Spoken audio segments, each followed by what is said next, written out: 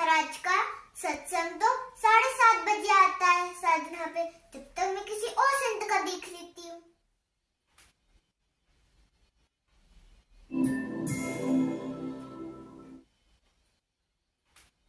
विष्णु भगवान जी जो है अजर अमर है, सर्वशक्तिमान है। इनको तो कुछ नहीं पता, मैं दूसरे चैनल पे देखती हूँ। हमारे भोले भंडारी शिव जी सर्वशक्तिमान है, उनकी जन्म और मृत्यु नहीं होती है। कितना अज्ञानी, इनको तो कुछ भी नहीं पता। क्या हुआ रियांशी, इतना गुस्सा क्यों कर रही हो?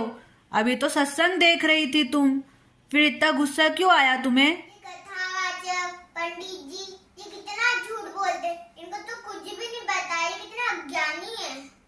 क्यों, ऐसा क्या बोल दिया इन लोगों ने?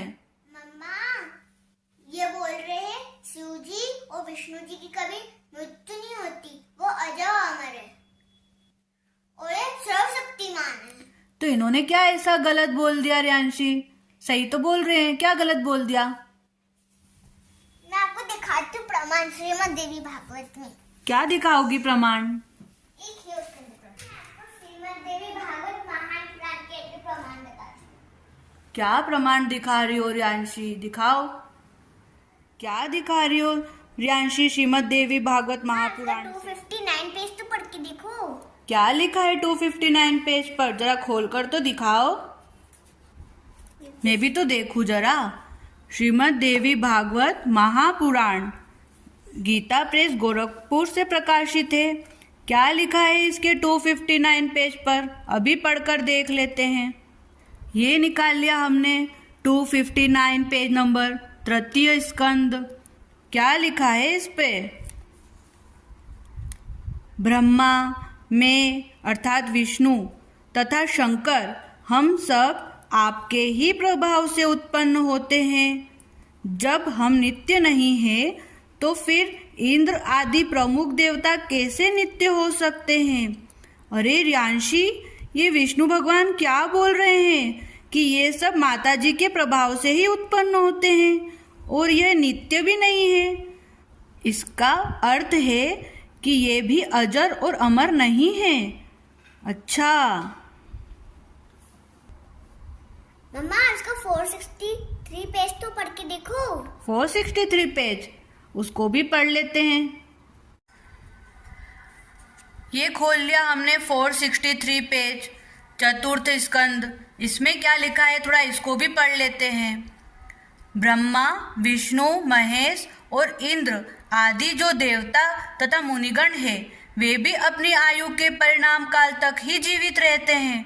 अच्छा, अर्थात इसका तात्पर्य है कि ब्रह्मा, विष्णु, महेश की आयु जो है वो निश्चित है, उसी आयु तक ही ये जीवित रहते हैं।